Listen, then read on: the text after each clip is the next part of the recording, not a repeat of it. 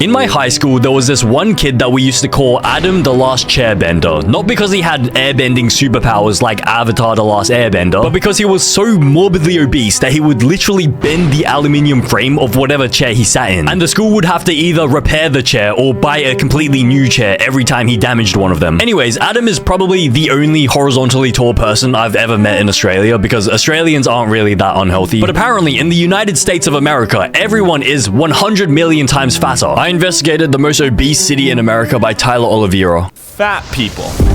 Over 40% of Americans. What was that? What is this technique? Wait, so you just go up to a fat person and you kick their leg from behind their knee. You kick the knee from behind and they don't have any balance to pick themselves up? Who came up with this strat? That is creative. Bro, look at her. She looks like she's about to be put up on like a cross or something. She looks like they tried to put her up on like a wooden cross, but like she was too heavy and broke it, so like the bottom snapped off, and so now she's just lying on the ground on the cross still.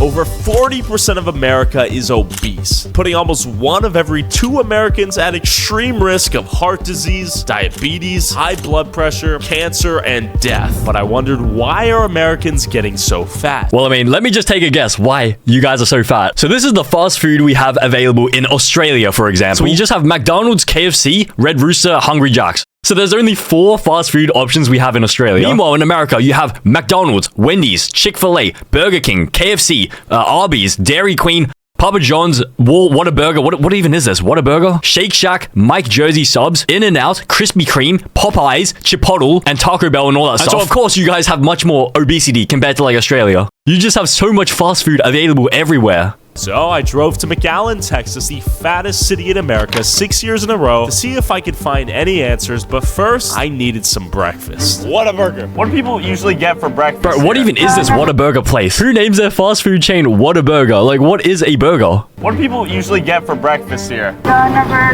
21. Okay. So people usually get this for breakfast. Yeah, it's very popular. 980 calories. Really? Yeah. All right, McDonald's. Bro, how are you surprised? Why is this Whataburger worker surprised? You literally work here. You should know how many calories are in these things. This is like going to a gun store and telling the gun store owner that these weapons are dangerous. Oh my god, they're dangerous. They can kill people. I would have never guessed. Oh my gosh, we should stop selling these. All right, McDonald's breakfast. Okay, the guy in front of us is a pretty big dude. What did the last guy get? I'll get whatever he got. He got a bacon, egg, and cheese and a sausage. Thank you. Calories in this meal? It's probably 1,000. Breakfast number 3. Menu's looking fattening. Would you like to try the loaded breakfast? Is that what a lot of people get? Yeah. All right. Loaded breakfast. Is that an option? People eat fast food for breakfast? Bro, I don't even eat breakfast. Breakfast is like for me personally, I don't do that much exercise, and so like it's just a waste of like calories if I just eat breakfast. Alright, breakfast for you. After scarfing down a fattening 1,000-calorie plus breakfast an average American might eat on their way to work, I wondered if the local restaurants here were any healthier. What do people typically get here for breakfast?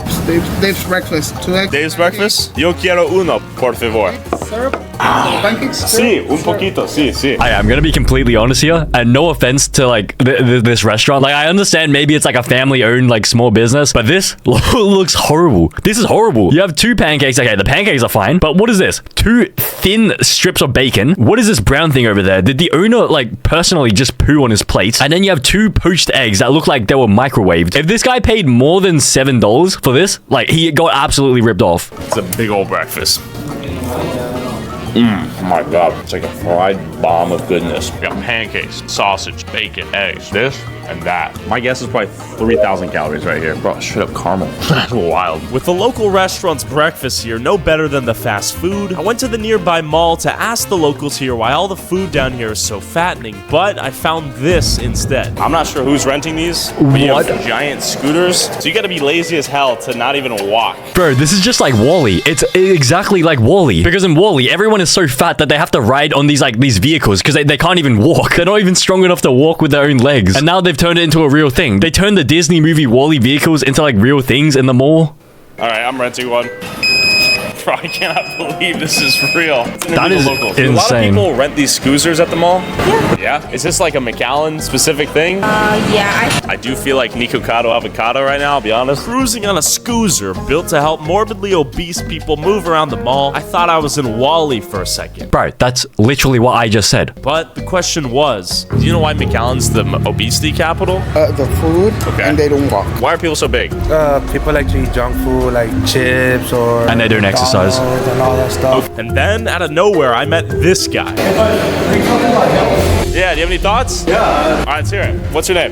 David. David. How you Okay, doing? okay. I thought it was gonna be some like massive queso like orbit just stomping into the frame, just causing like an earthquake. The whole building just collapses. But it looks like it's just some sort of like personal trainer, like a gym guy. What's your name?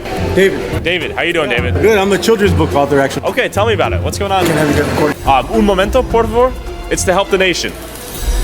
You want to go outside? Yeah, man. You want to hop on here? All right, tell me about yourself. What's going on? So yeah, I lost a brother and sister to diabetes. Okay. And so, you know, I got diagnosed with type 2 diabetes as well. And so that inspired me to write a children's book that encourages kids to eat healthy and exercise. The book is called The Adventures of Exo and Psy, like exercise. I like that. Oh, And so damn. Exo and Psy live in a town called Obese, like obesity, where the mayor is diabetes or diabetes. I'm trying to do my part to get people to change the way they eat. Do you have any places maybe you could show us around here in McAllen? Bro, why is this security guard just lurking in the background? Like, I get that you told him that you can't film in this, but like, bro, you don't have to be some like creepy just lurker in the background. He looks like some like EDP cupcake seeking guy. Do you have any places maybe you could show us around here in McAllen? Of course, yeah. Yeah? I'd love to. Yeah, you're a blessing. You guys seriously are a blessing, man. Right on. So David agreed to show me some of the reasons and places making the people of McAllen so fat. Okay, so from birth to adulthood, why are people getting fat out here? It's the food, it's the Mexican culture. It's like at the start of every good Mexican dish is a good handful of lard. I'm not Sure. joking with that. Refried beans, rice, tortillas. But then you got that mentality where, you know, you have to finish everything on your plate. Okay, so basically what he's saying is that the reason why this city is so fat, it's all because of the Mexicans. It's all the Mexicans' fault. It's all the Mexican people bringing their Mexican food into our city, making everyone fat. Is that the reason why? I'm sure it's more than that. This is, see right here, this is, you can see all those pastries right there. And We got a ton of pastries here. yeah. This is a diabetes speed run, right? Oh, yeah. Look at that right there. But this isn't Mexican pastries, right? This place truly is obese. Like, Over 40% of the population down here in the Rio Grande Valley is either diabetic or pre-diabetic. look at that. Let's see the tacos here. Let's see the Something tacos. someone might eat for lunch here. Yeah. Look at the calories. God damn. How you doing? I don't even know how calories work. Oh, we're filming a documentary about obesity in America, and we're showcasing the tacos here as a prime facilitator of obesity and in turn premature death. But we'll be quick. Bro, why did she say it like that? Like, what are you guys doing? Yeah. Yes, what's up? What are you guys doing? What are you guys doing? She sounds like she's constipated. That beef fajita taco has close to 1,000 calories right there. Got it. Made it to a panaderia. Panaderia, they just serve a lot of Mexican bakery goods. It's all the Mexicans' fault. It's the Mexican people. EBT, the SNAP also. So you can imagine, you know, the government allowing people to come and use food stamps They to come accept in. EBT here. Yeah. Government is funding diabetes and obesity. Are you ordering here? What are you getting? Concha, two conchas. Tenemos una investigación diabetes in McAllen. Diabetes, but I ¿Tú tienes control. diabetes? My daughter and my grandson Sí. want concha there. Sí. And so we're gonna give my daughter and my grandson diabetes too, so they can join the club. We can all be a diabetic family, yeah. But I mean, to be fair, now I can understand like why this guy was blaming all the Mexican people for the obesity. Like every single fast food place they've been to here so far has been like tacos or like some sort of like Mexican food. But I mean, technically you could say the same thing about like any other like type of food, like even Chinese food. Some of the Chinese food is like hella fatty. She has diabetes and she's buying the product. Yeah, she's buying it, I think, for her daughter, her granddaughter. Yeah. I doubt it. She's probably gonna have a snack of that too, right? Yeah, maybe. Where should we head to next? Maybe a taqueria? Okay. Vamos! For a papa taco. Another Every variation taco. of taco imaginable. I'll try un birria. Gracias. All right. Exceso calorías, exceso azúcares. Yeah, that's nice. That hits. Big old bite. I gotta say, I am mind blown because it's so tasty, but I know for a fact this is like 1,000-calorie nuke. And after experiencing this fattening food firsthand, David invited me to his house to show me the reason he's so passionate about all this. But as an experiment, I wanted to see if I could snag food at the drive-thru in less than 60 seconds on my way over there, proving that fast food is too easy to get your hands on, thus making America fat. Just to show you how dangerously quick fast food is, I want to see if I can get my fast food order before I share with you this video's sponsor, Raid Shadow Legends. Hello. What the hell, bro? This guy, okay, this is a ghost ad. This is a very good ad integration. So now I'm forced to watch through this stupid Raid Shadow Legends ad, but like to actually figure out whether he got it in 30 seconds. Let me just skip to the end. How do we do this? Thank you so much. We got the order. Thank you. Wait, he Quickly. got it. He got it in 48 seconds?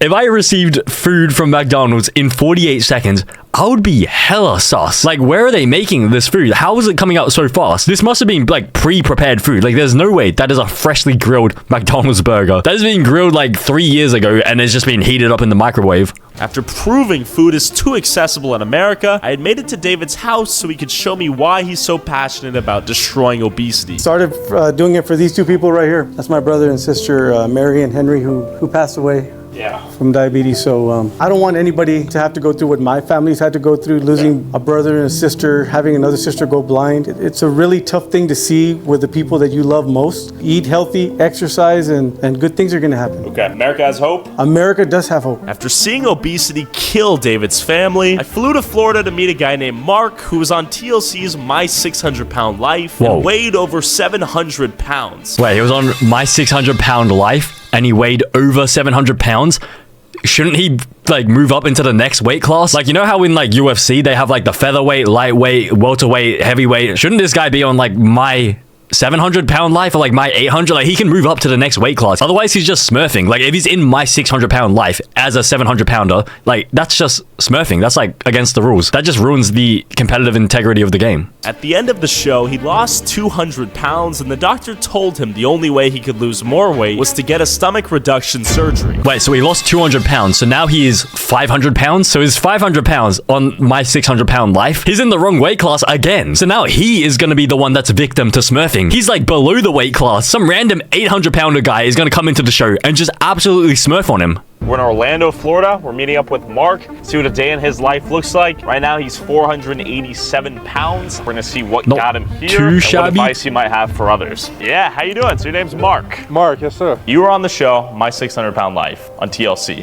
Right. You lose 184 pounds, you go to the doctor, and he says, hey, now you're at the point where we want you to do the weight reduction surgery, right? Yeah, I did everything the doctor asked. I lost weight. And he's like, okay, cool, you're approved for surgery. It's like, well, hold up. I'm kind of feeling this right now. Let me do this. He's like, okay, we'll go again. Go lose another 50 pounds. And I lost like 40 pounds. You know, it's like, okay, cool, great job. Let's get you into surgery. And the surgery is a stomach reduction surgery? Yeah, they cut your stomach. Okay. He said I have a 5% chance with the surgery and a 0% chance without. Okay. And I knew that my work ethic alone is going to eliminate that 5% gap. Sure. You. Wait, so the doctor told him that the only way he'd be able to lose weight, like even more weight, would be if he literally got surgery. But I mean, stomach reduction surgery, what does that even do? Okay, so it leads to a smaller stomach capacity, which causes the patient to feel more full after eating less food. So it reduces calorie intake. But like, bro, can't you just do this yourself? Can't you just reduce calorie intake yourself? You just have to eat less food. So I mean, you don't really need the surgery, right? When did the weight get put on? The pandemic broke me. Okay, and this is where everything goes to This is it, man. Okay, let's walk through, if that's cool. You lose your job and you're gaining a bunch of weight. My life consisted of here to there, to the bathroom, to my chair, out here, to the front door. Or you just locked in here, depressed? I'm pretty much just locked in here depressed. This is my world. For me to go all the way to the other side of this little baby pool right Yeah. killed me. Yeah. Yeah. So this is the graveyard of bad memories right here. This couch. This is where life was for a long time. Yeah, I used to be an athlete, man. Yeah. You used to be an athlete? Okay. I'm not saying it's cap. I'm not saying it's cap. But I mean, how do you go from an athlete to this? Like, no offense, of course, but like, what sport would he have played? Like, maybe shot put? Actually, maybe not shot put. Discus? Yeah, maybe discus, but probably hammer throw. Yeah, most likely hammer throw. I think maybe. I could do the splits now. Can I see? Wait, he can do the splits? God damn. Whoa. But I wanted to understand how Mark got to 700 pounds in the first place. Can we pull up DoorDash? This is the COVID depression menu. We got McDonald's, 7-Eleven, McDonald's. 2 sausage biscuit, 2 sausage McMuffin, Sure. hash brown, Dr. Pepper. That's breakfast. Breakfast? That's breakfast? Bacon, That is breakfast? I thought he was talking about his lunch, but that was breakfast? Okay, that is, maybe the food was the issue. Wendy's, Baconator, then a Baconator combo. You get the You get 2 of those. Two? Caesars, pizza. And this is all on the same day. Yeah. So Wait, so that was lunch? 2 Wendy's burgers and a pizza. That is his lunch every single day? As soon as they contacted me back, I was like, all right, it's time to go to work. Got it. Going to work at the time was literally me. One. Basically, Mark is saying that when my 600-pound life asked him to be on the show, he knew he had to get healthy or he was gonna die. I get up and I put on my shoes, socks, head out the door, I go to the gym. Hey, this is my breakfast right here. I'm not trying to lose 50 pounds to look good on a vacation. I'm fighting for my life. You tell somebody laying in a hospital bed that if you work hard, you're determined, and you stay consistent, you can change your life. I guarantee you every single person would stand up and fight to do that. So I went to the gym with Mark to experience an average day in his fight to become healthy again. Drove by 8 times, took me the 9th time to come in. I mean, do you guys notice how like empty the gym is? Like, look how many machines there are here, but it's just very empty compared to like the gyms I've seen in Australia. Like, okay, me personally, I'm a bit too lazy to go to the gym, and so I haven't been inside a gym in a while. But the last time I went into a gym, it was like hella packed, and so I assume this is very abnormally empty. But I mean, maybe it's normal for this city. Another day in the office. Let's go, Mark. Prove this one. Holy. I'm gonna pass it. Gassed after Mark's workout, I had a lot more sympathy for what he goes through on a daily basis. And as Mark and I drove back to his parents' house, Mark did something he thought he'd never be able to do again. He his pants. What's up? I don't think. Oh, seatbelt? Yeah, I don't think it's gonna fit on me though. 6-minute drive. Okay. I haven't worn a seatbelt in years, bro. Actually? For real, yeah. You haven't worn a seatbelt in years? Isn't that illegal? Even in America? Oh wait, it varies by state. Okay. So maybe he moved to a state that didn't require seatbelts. But I mean, even if he gets into a car crash not wearing a seatbelt, okay, I mean this in the most respectful way possible. But back when he was, 700 pounds, 600 pounds, if he got into a car crash like this, like, what injury would occur? I feel like there'd be enough padding to just sort of like break the fall, because it's not like his bones are gonna like knock into anything. Like, it's gonna have to go through like maybe like 30 centimeters of like adipose tissue, and so it's basically like a human airbag anyways. No offense, of course. I mean this in like the most respectful way possible, but of course now he's like much more like fit. I haven't worn a seatbelt in years, bro. Actually? For real, yeah. All right. For real. That's kind of crazy. Kind of feel almost normal. Hell yeah, man. Don't give up, man. With the click of Mark's seatbelt echoing in my ears, I realized that if a 700-pound man can turn his life around, then so can America. Okay, so here's the thing. So losing weight and like being healthy, it's not just about, like doing the exercise and everything. I'm pretty sure half the issue is the diet. Like, people forget, it's the diet. Like, it doesn't matter if you run like 100 kilometers every single day. If you eat super unhealthily, like, you're just gonna undo the progress. Like, you're not gonna make any progress. Like, I'm pretty sure the strat is to burn more calories than you consume. And I'm pretty sure that's called like a calorie deficit or something. Yeah, so you gotta consume fewer calories than your body burns. So it doesn't matter how much exercise you do. If you're consuming more calories than your body is burning, then you're not making any progress. In fact, you're like losing progress. You're gaining weight. And so in my anecdotal opinion, I think the main issue is this. Like, you see this in Australia, 1, 2, 3, 4. We have 4 fast food places. In America, you have so much more access to fast food places. I didn't even count it at the start, but let's count it. 1, 2, 3, 4, 5, 6, 7, 8, 9, 10, 11, 12, 13, 14, 15, 16, 17. You have 17 different fast food places,